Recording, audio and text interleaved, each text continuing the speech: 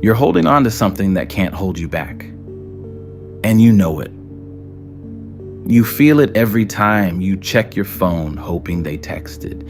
Every time you replay that conversation, trying to figure out what you did wrong. Every time you convince yourself that if you just wait a little longer, right, love a little harder, prove yourself a little more, they'll finally choose you, but they won't. Because what you're holding isn't alive anymore. That connection, that hope, that version of them you fell for, it's gone. Has been for months, maybe years, but you're still carrying it. Still gripping it with both hands. Still acting like if you just don't let go, it'll somehow come back to life. And meanwhile, everything that's actually meant for you, everything real trying to reach you, it can't. Because your hands are full of what used to be, full of what will never be again, full of someone who isn't even thinking about you. And this video finding you right now means you're finally ready to understand something that will change everything. Detachment isn't about losing what you have.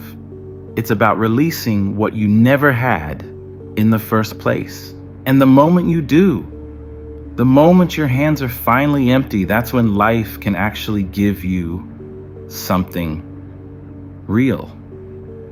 Let me show you what you're actually holding. It's not love. It's not loyalty. It's not hope. It's the weight of trying to resurrect something that already ended. That person who texts you when they're bored but disappears when you need them. That relationship where you're the only one trying. That job draining every ounce of your soul, but you stay because leaving feels scarier than staying. That version of yourself you're clinging to because admitting you've outgrown it feels like betrayal. You're carrying all of it, and it's heavy, heavier every single day. Because what isn't alive doesn't stay the same weight.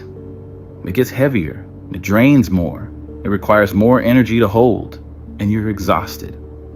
Not from living, from carrying, from holding on to things that can't hold you back, from loving people who don't love you, from pouring into empty vessels hoping they'll somehow fill. And the worst part isn't that you're tired, it's that you know. You know they're not coming back. You know it's over. You know you're the only one holding on, but you won't let go. Because letting go feels like admitting defeat. Feels like you wasted all that time. Feels like if you release it, you'll have nothing left. Here's why you won't release it. Because while you're holding what's gone, you don't have to face what's next. The unknown, the emptiness, the terrifying question of who you are without this attachment defining you. So you keep holding. Keep checking their social media. Keep waiting for them to change. Keep telling yourself it'll get better. Keep pretending you're okay with crumbs when you're starving for an actual meal. And everyone around you can see it. They watch you carrying this weight and they want to help, but they can't. Because you won't put it down. You've made it your identity. The person who loves someone who doesn't love them back. The loyal one who stays even when they shouldn't.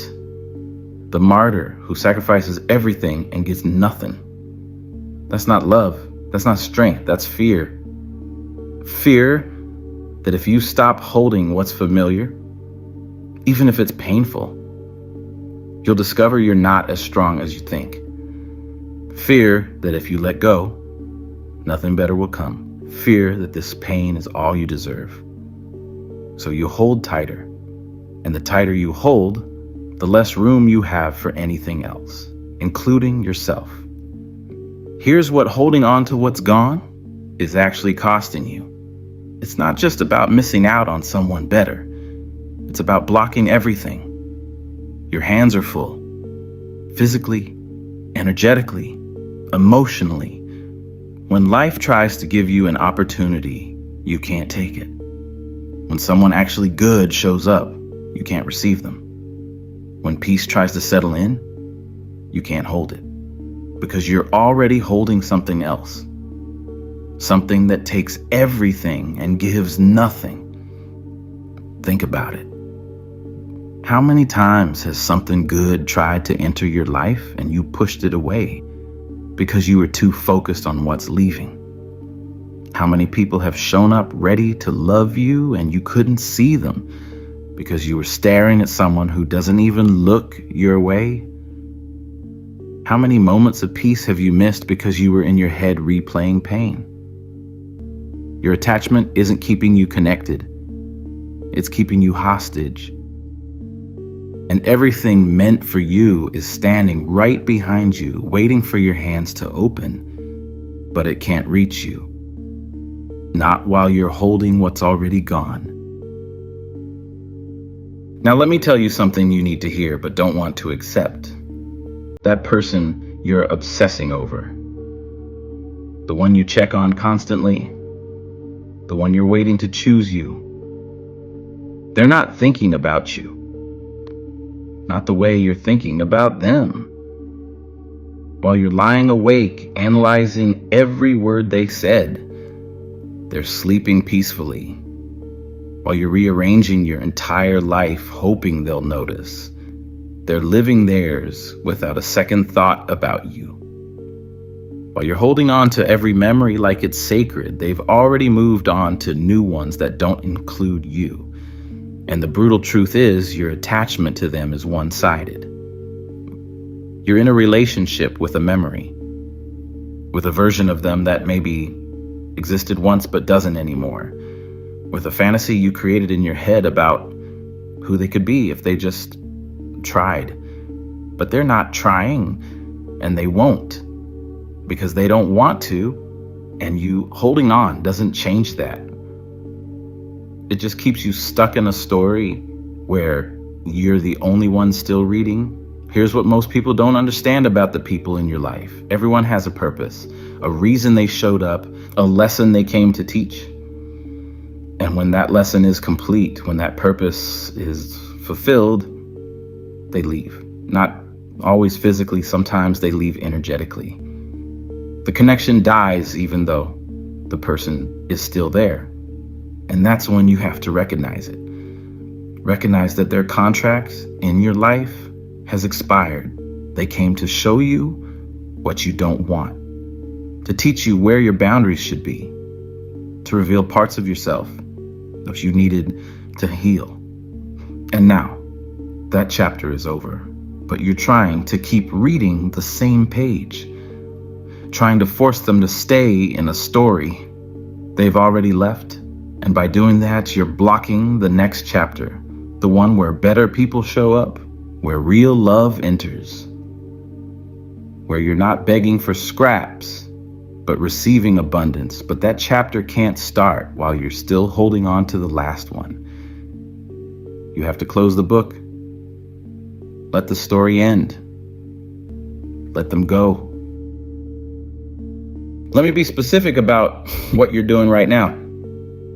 You wake up and the first thing you do is check if they texted. They didn't, but you wait. You go through your day and every notification makes your heart jump. Maybe it's them. It's not. You see something that reminds you of them and you spiral.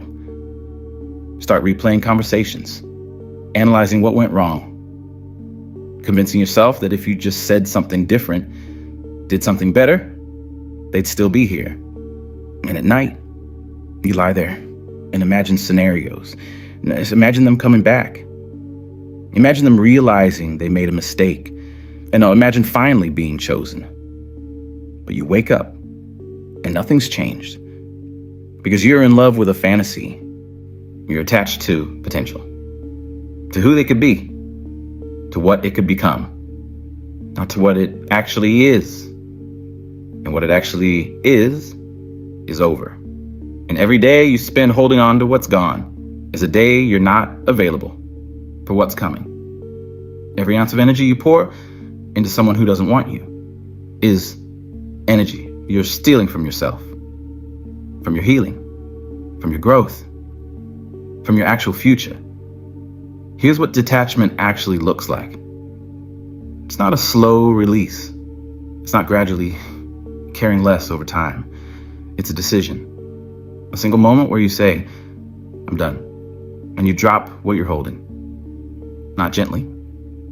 Not with a plan for what comes next. You just open your hands and let it fall. And the seconds you do, you'll feel it. The weight lifting, the lightness, the immediate shift. But here's what nobody tells you about that moment. Right after you let go, there's a void, an emptiness. Your hands are open, but nothing's filling them yet. And that void is terrifying because you've been carrying something for so long that empty hands feel wrong, feel like loss, feel like you made a mistake. And this is where most people fail. They panic. They reach back down. They pick up what they just dropped because the emptiness feels worse than the weight. But you have to sit in the void. You have to let your hands stay empty. Because that emptiness isn't loss. It's space. Space for something real to finally enter. Space for you to finally breathe. Space for life to give you what you were actually meant to hold. Here's what happens after you truly detach. After your hands are empty and you've survived the void, something alive touches your shoulder. Not immediately, not the next day, but eventually. Someone who actually shows up. An opportunity that actually fits. A version of yourself you didn't know existed. Peace you've never felt before. And when it arrives, when life finally hands you something real, you'll understand why you had to drop what you were holding. Because you can't hold something living while gripping something that's gone. Your hands only have so much capacity, and you've been wasting it on people who don't deserve your grip. On situations that ended months ago. On versions of yourself that don't exist anymore. But now your hands are empty. And what's meant for you has been waiting for this exact moment. Waiting for you to stop carrying the past so it can give you the future. And it won't look like what you lost. It'll look better. Feel different. Be real in ways you forgot were possible.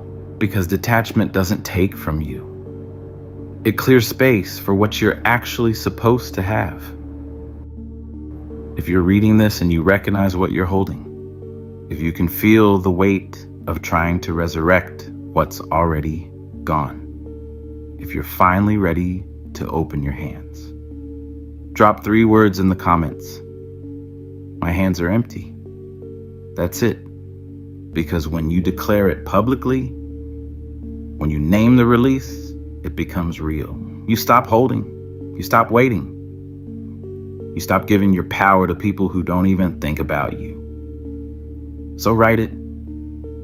My hands are empty. And if you know someone still carrying what they need to release, someone gripping someone who left, someone attached to what's draining them, share this with them. Tell them to write it too. Because most people will carry weight their entire lives and never realize they could have just opened their hands. Don't be that person. Don't spend another year holding what can't hold you back. Subscribe to stay connected to this community. And if Super Thanks feels aligned, it helps these messages reach more people who need them. But whether you support or not, the fact that you're here, doing the work, choosing yourself. That's what this is all about. Thank you. I'm proud of you. What's meant for you has been standing behind you this entire time, waiting, watching you carry something that's been gone for months, but it can't reach you, can't touch you, can't give you what you're actually supposed to have because your hands are full of someone who doesn't think about you, full of a relationship that ended the moment you started begging, full of a version of yourself that disappeared the day you gave your power away. The moment you drop what you're holding, the moment your hands are finally empty, you'll feel it. Something real wanting to be held. Something alive that's been waiting for you to stop carrying what's gone. Life doesn't give you better while you're clinging to worse. It waits for your hands to open. So drop it. Let it fall. Your hands were meant for living things, not for holding on to what can't love you back.